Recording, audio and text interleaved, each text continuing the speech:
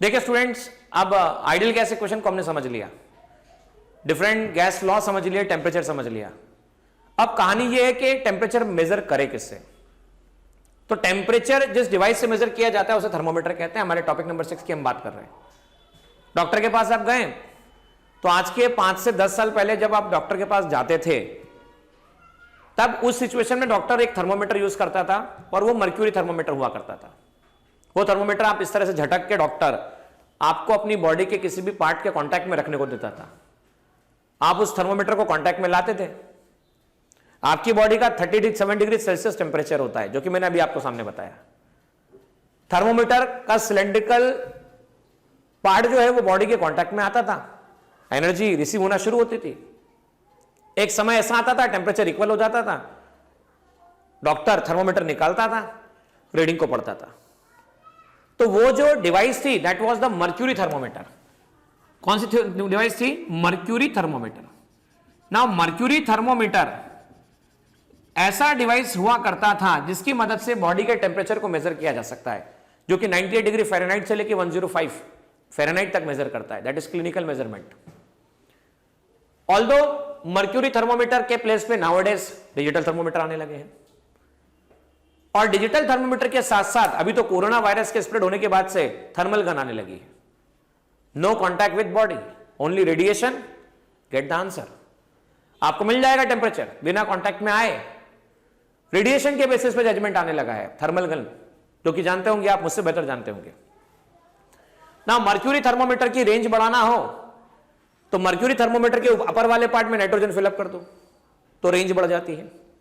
जहां पर एयर होता है ना वहां पर नाइट्रोजन फिलअप कर दो। मर्क्यूरी के प्लेस पे अल्कोहल ले लो, अल्कोहल थर्मोमीटर, तो नेगेटिव टेम्परेचर को मेजर ज्यादा किया जा सकता है। तो थर्मोमीटर आखिर यहां मर्क्यूरी यूज किया। मर्क्यूरी ने क्या किया? मर्क्यूरी ने एनर्जी एब्जॉर्ब किया। एनर्जी एब्जॉर्ब होकर मर्क्यूरी कॉलम का क्या हुआ? तो मर्क्यूरी कॉलम का एक्सपांशन हुआ। तो टेम्परेचर का मेजरमेंट करने के लिए पहले उसने हीट एब्जॉर्ब की और उसका एक्सपांशन हुआ। तो हम इसे कहते क्या है कि mercury thermometer based on a special thermo sensitive property, एक ऐसी प्रॉपर्टी पे बेस्ड जो एनर्जी लेते ही अपने अंदर चेंजेस ले आता है और एक्सपांशन होने लगता है। इसे कहते हैं एक्सपांशन ऑफ लिक्विड कॉलम। क्या कहते हैं? Expansion of liquid column. बच्चों थोड़ा अपने आप से पूछना कि सन का टेम्परेचर जाके मेजर किसने किया? वहां कौन थर्मोमीटर लेके घुस गया अंदर? सोच के देखो ना, 10⁻⁷ केल्विन के आसपास का टेम्परेचर बताया जाता है, कौन मेजर करने गया भैया? और कहते भी है कि हमारी रिक्वायरमेंट बदलती है, हम थर्मोमीटर बदल देते हैं। तो थर्मोमीटर बनाना है, अगर थर्मोमीटर बनाना है तो हमें ऐसी प्रॉपर्टी चाहिए जिसका वेरिएशन, जिसका चेंज टेम्परेचर के साथ हो जाए, जिसका वेरिएशन या जिसका चेंज किसके साथ हो जाए?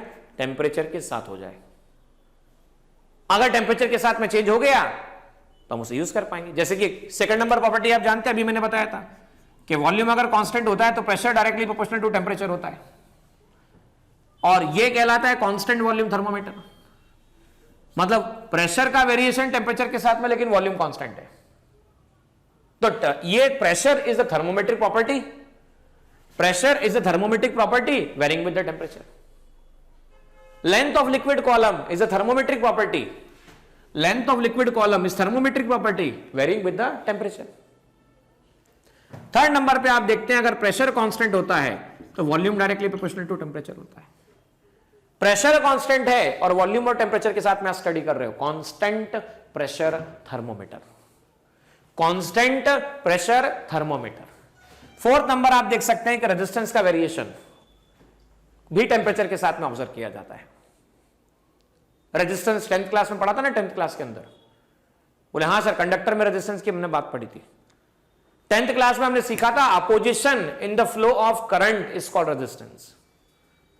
जब किसी कंडक्टर में, वायर में इलेक्ट्रॉन फ्लो होते हैं और फ्लो होते होते इलेक्ट्रॉन आपस में टकराते हैं, तो टक्कर that is resistance, opposition that is resistance. बच्चों ये देखा गया है किसी भी रेजिस्टर के लिए, कंडक्टर के लिए, कि अगर टेम्परेचर बढ़ाया जाता है तो रेजिस्टेंस बढ़ता है, और टेम्परेचर कम किया जाता है तो रेजिस्टेंस कम होता है। यह भी एक थर्मोमेट्रिक प्रॉपर्टी है। तो थर्मोमेट्रिक प्रॉपर्टी में सारी जगह पर आप देखोगे ये प्रॉपर्टी भी L equal to k t, ये property P equal to k t, ये property V equal to k t, और resistance delta R equal to alpha K delta t. सारे के सारे ग्राफ जो है स्ट्रेट लाइन ग्राफ है, लीनियर वेरिएशन है। सभी के सभी कौन सा वेरिएशन है? लीनियर वेरिएशन है। और इन सारी थर्मोमेट्रिक प्रॉपर्टी को, इन सभी थर्मोमेट्रिक प्रॉपर्टी को मैं X से रिप्रेजेंट कर रहा हूं। एक्स थर्मोमेट्रिक प्रॉपर्टी क्या हो सकती है? लेंथ हो सकता है। एक्स थर्मोमेट्रिक प्रॉपर्टी क्या हो सकती है? प्रेशर हो सकता है। एक्स थर्मोमेट्रिक प्रॉपर्टी क्या हो सकती है? वॉल्यूम हो सकता है। और एक्स थर्मोमेट्रिक प्रॉपर्टी क्या हो सकती है? तो रेजिस्टेंस हो सकता है। ये लेंथ हो सकता है, ये प्रेशर हो सकता है, ये वॉल्यूम हो सकता है, ये रेजिस्टेंस हो सकता है। हमें थर्मोमीटर बनाते समय 2 पॉइंट की रिक्वायरमेंट होती है। मैंने कहा था एक लोवेस्ट पॉइंट और एक हाईएस्ट पॉइंट। हम लोवेस्ट पॉइंट को कहते हैं लोअर फिक्स पॉइंट, बराबर, और हाईएस्ट पॉइंट को हम कहते हैं अपर फिक्स पॉइंट। मान लीजिए कि मैं ये थर्मोमीटर जो बना रहा हूं वो डिग्री सेल्सियस वाले थर्मोमीटर बना रहा हूं, और डिग्री सेल्सियस स्केल में मैंने अभी आपको बताया था लोअर फिक्स पॉइंट को 0 डिग्री सेल्सियस लिखा जाता है और अपर फिक्स पॉइंट को 100 डिग्री सेल्सियस लिखा जाता है। तो lower fix point 0 degree Celsius जिसे कहते हैं आइस पॉइंट, जिसे कहते हैं फ्रीजिंग पॉइंट, उस पर मैं प्रॉपर्टी को x0 ले रहा हूं। क्या ले रहा हूं? x0 ले रहा हूं। और 100 डिग्री सेल्सियस पे मैं प्रॉपर्टी को कितना ले रहा हूं? तो मैं x100 ले रहा हूं। 0 degree Celsius property x0, 100 degree Celsius property x100, 100 degree Celsius property x100। तो सर 0 डिग्री सेल्सियस पर प्रॉपर्टी कितना ले ली? x0, 100 degree Celsius x100। Sir बोले T डिग्री सेल्सियस पे प्रॉपर्टी कितना लेंगे आप? x ले लिया मैंने। तो चलिए डेरिवेशन करते हैं। जैसा कि मैंने बताया सारे के सारे वेरिएशन, लेंथ का टेम्परेचर के साथ वेरिएशन स्ट्रेट लाइन, प्रेशर का टेम्परेचर के साथ वेरिएशन स्ट्रेट लाइन, वॉल्यूम का टेम्परेचर के साथ वेरिएशन स्ट्रेट लाइन, रेजिस्टेंस का टेम्परेचर के साथ वेरिएशन ये भी स्ट्रेट लाइन। ये सब स्ट्रेट लाइन है। और स्ट्रेट लाइन है तो इक्वेशन ऑफ स्ट्रेट लाइन पे गौर कर लेते हैं। हम इक्वेशन ऑफ स्ट्रेट लाइन जानते हैं in the form of intercept that is given as y equal to mx plus c। 0 degree Celsius पर x0, 100 डिग्री सेल्सियस पर x100, t डिग्री सेल्सियस पर xt। तो मैं कहता हूं कि 0 डिग्री सेल्सियस पर x0 है, तो देखिए y equal to mx plus c, वो प्रॉपर्टी 0 है, टेम्परेचर mx 0 है, c equation number first. 100 degree Celsius पर प्रॉपर्टी कितनी है? mx 100, temperature c। T degree Celsius पर प्रॉपर्टी कितनी है? इसे T के प्लेस में मैं कैपिटल T बता देता हूं और मैं इसे xt लिख देता हूं। T डिग्री सेल्सियस पर प्रॉपर्टी कितनी है? mxt plus c equation number third. देखो मैं क्या लिख सकता हूं, how can I right this equation. मैं सेकंड को माइनस करता हूं फर्स्ट से, तो मैं लिख सकता हूं 100 minus 0 that is mx 100 plus c minus mx naught minus c plus c minus c क्या हो जाता है? कैंसल हो जाता है। 100 equal to m x 100 minus x naught. यहां m की वैल्यू आ जाती है 100 अपॉन कितना? x 100 minus x naught. यह आ जाता है आपके पास में x 100 minus x naught. Now listen everyone, आप इक्वेशन नंबर थर्ड को गौर कीजिएगा। 100 equal to mx 100 plus c। मैं सेकंड माइनस या थर्ड माइनस फर्स्ट कर लेता हूं। Third minus first, third minus first करता हूं तो देखो क्या आया? 100 माइनस 0 इक्वल टू कितना आया? mx 100 माइनस mx 0 या mx 100 plus c minus mx 100 mx not minus c. तो प्लस सी माइनस सी क्या हो जाता है आपके पास में? कैंसल। 100 इक्वल टू कितना आ जाता है? m। एक मिनट रुकिएगा, हमें t वाला करना था, थर्ड माइनस फर्स्ट करना था, थर्ड माइनस फर्स्ट करना था, 100 वाला नहीं। t minus 0, t minus 0, t minus 0 equal to mxt plus c, mxt plus c minus कितना? mx naught plus c, mx not minus करेंगे तो माइनस सी हो जाएगा, plus c minus c cancel, t equal to m x t minus x naught, t equal to x t minus x naught. M की value कितनी लिखी जाएगी 100 upon x 100 minus x not. So T को लिखा जा सकता है x t minus x not upon x 100 minus x not multiply by 100। बच्चों आपकी जो भी बुक आप रेफर कर रहे हैं उसके अंदर ये डायरेक्ट वैल्यू निकाल के दी गई थी, डायरेक्ट फॉर्मूला दिया गया था जिसको हमने समझ लिया है इसे कैसे लिखा जाता है। अब मैंने आपको बताया x क्या क्या हो सकता है, तो पहले आप क्या करो एक बार फिर देख लो। मैंने ये कहा था कि जो भी वेरिएशन है वो सारे लीनियर वेरिएशन है, और लीनियर वेरिएशन है तो equation of straight line use होगी। y equal to mx plus c, 0 degree Celsius पे प्रॉपर्टी 0 ली, 100 पर x 100, t पर xt प्रॉपर्टी ले ली। y equal to mx plus c, वो प्रॉपर्टी 0 है, x नॉट प्लस c आपके पास में इंटरसेप्ट है, 100 है x 100 पर प्लस सी अवेलेबल है, t है xt पर प्लस सी अवेलेबल है। सेकंड माइनस फर्स्ट कर लीजिए तो 100 माइनस 0 कर लीजिए, 100 माइनस 0 किया mx 100 plus c minus mx not minus c, plus c minus c cancel हो जाता है, m ब्रैकेट में x 100 माइनस x नॉट आ जाता है, m कितना आ जाता है 100 upon x 100 minus x naught. अब मुझे थर्ड इक्वेशन और फर्स्ट इक्वेशन में से थर्ड में से फर्स्ट को सब्सट्रैक्ट कर देता हूं, तो t माइनस 0 आ गया आपके पास, t minus 0, mx t plus c minus mx naught plus c minus mx naught plus minus c minus c cancel हो गया, m कॉमन निकला, x t minus x naught आ गया, x t minus x naught m की value उठा के रख दी, m है 100 divide by x 100 minus x naught, x 100 upon x 100 minus x naught. और मैंने कहा x क्या क्या हो सकता है, तो x हो सकता है लेंथ, x हो सकता है प्रेशर, x हो सकता है टेम्परेचर।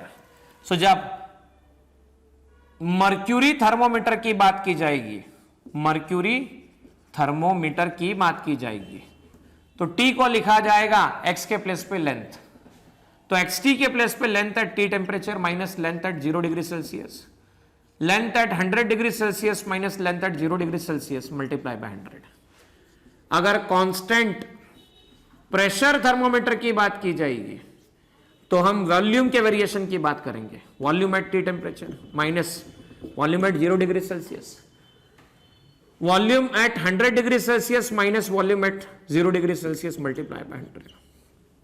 अगर हम कांस्टेंट वॉल्यूम थर्मोमीटर की बात करेंगे, कांस्टेंट वॉल्यूम थर्मोमीटर की बात करेंगे, तो हम ये बात करेंगे T equal to constant volume thermometer पे pressure directly proportional to temperature, ये आएगा Pt माइनस कितना आएगा P100 डिवाइड बाय आएगा P100 माइनस कितना P0 मल्टीप्लाई बाय 100। अगर हम रेजिस्टेंस थर्मोमीटर की बात करेंगे, कौन सा थर्मोमीटर की, रेजिस्टेंस थर्मोमीटर की बात करेंगे, तो हम लिखेंगे the another variation will be given as capital T that is equal to RT minus R0, RT minus R0 divide by R100 minus R0 multiply by कितना आ जाने वाला आपके पास में 100। ये टोटल टेम्परेचर यहां से निकाला जा सकता है। बच्चों 0 डिग्री सेल्सियस क्या था, तो हमने कहा था ये आइस पॉइंट था। 100 डिग्री सेल्सियस क्या था, तो हमने ये कहा था कौन सा पॉइंट था, बॉइलिंग पॉइंट था। तो बच्चों 0 degree Celsius ice point, 100 degree Celsius boiling point, ये दो पॉइंट ऐसे पॉइंट हैं, ये दो पॉइंट ऐसे पॉइंट हैं जिन पॉइंट पर प्रेशर और इंप्यूरिटीज दोनों इफेक्ट डालती है। बॉइलिंग पॉइंट भी प्रेशर के कारण बदल जाता है और बॉइलिंग पॉइंट भी इंप्यूरिटीज के कारण चेंज हो जाता है। सुनना ध्यान से, बॉइलिंग पॉइंट किसके कारण बदल जाता है, इंप्यूरिटीज के कारण। बॉइलिंग पॉइंट किसके कारण बदल जाता है, प्रेशर के कारण बदल जाता है। इसलिए ये जो स्केल से आंसर्स निकाले जाते हैं ये हमारे लिए बहुत रिलायबल आंसर्स नहीं होते, ये हमारे लिए बहुत विश्वसनीय जवाब नहीं होते, विश्वसनीय आंसर्स नहीं होते हैं। और जब रिलायबिलिटी नहीं है तो डाउट होगा, और डाउट होगा तो मेजरमेंट एक्यूरेट नहीं होगा। तो रिप्रोड्यूसिबल मेजरमेंट हो, ये हमारा टारगेट है। रिलायबल मेजरमेंट हो, यह हमारा टारगेट है, और एक्यूरेट मेजरमेंट हो, यह हमारा टारगेट है, लीस्ट प्रिसाइज मेजरमेंट हो, यह हमारा टारगेट है। अब ये सब बातें होने के लिए, जो कि ये दोनों पॉइंट रिलायबल नहीं है, तो हमें एक ऐसे पॉइंट की रिक्वायरमेंट महसूस होती है या ऐसा सिस्टम महसूस होता है कि जिस पॉइंट का प्रेशर से, टेम्परेचर से, इंप्यूरिटी से कोई लेना देना नहीं हो। और ऐसा पॉइंट, बहुत ही इंटरेस्टिंग पॉइंट जो मैंने आपको पढ़ा दिया है, that is absolute zero. Absolute zero एक ऐसा पॉइंट था, देखिए ध्यान से, एब्सोल्यूट जीरो एक ऐसा पॉइंट था, 0 केल्विन पर वॉल्यूम की वैल्यू भी 0 थी, ये टेम्परेचर और वॉल्यूम। 0 केल्विन पर प्रेशर की वैल्यू भी 0 थी, ये वॉल्यूम प्रेशर आपके पास में अवेलेबल था। तो देखो, thermodynamic property, volume with change with temperature is becoming 0, एक वेरिएबल 0 हो जाएगा। Pressure changing with temperature, that is also becoming 0। हमने वो पॉइंट सिलेक्ट किया जिसे कहते हैं ट्रिपल पॉइंट ऑफ वाटर। क्या कहते हैं बच्चों? Triple point of water. एक ऐसा पॉइंट, हमें एक ऐसे पॉइंट की जरूरत है जो रिलायबल पॉइंट हो। एक पर्टिकुलर टेम्परेचर जिसे कहते हैं 273.16 और प्रेशर जिसकी value 6.11 into 10⁻² pascal. 6.11 into 10⁻ something pascal की वैल्यू, मैं एक बार कंफर्म कर देता हूं कितने पास्कल की वैल्यू है। तो वो वैल्यू है 6.11 इंटू 10⁻² पास्कल। देख लीजिए वापस से, प्रेशर कितना है? 6.11 इंटू 10⁻² पास्कल। इस वैल्यू के प्रेशर के लिए और टेम्परेचर 273.16।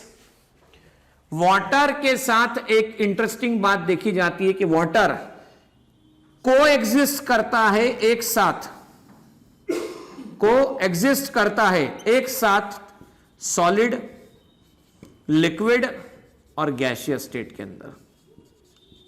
मतलब सॉलिड का लिक्विड में और लिक्विड का गैसियस स्टेट में इंटर कन्वर्जन एक साथ हो रहा होता है। और ऐसा नहीं होता कि कोई डोमिनेट करेगा, सबका इक्विलिब्रियम को एग्जिस्ट करता है। इसीलिए इसे वाटर का ट्रिपल पॉइंट कहा जाता है। इसीलिए इसे किसका क्या कहा जाता है? वाटर का कौन सा पॉइंट? ट्रिपल पॉइंट कहा जाता है। So triple point of a water is a point at which water coexist simultaneously in solid, liquid and gaseous state. ये एक स्पेसिफिक पॉइंट हो गया, इसलिए रिलायबल पॉइंट हो गया। चलिए ये लिख लीजिए ताकि मैं आपको सेल्सियस स्केल के प्लेस पे केल्विन में स्केल के बारे में जानकारी दे दूं।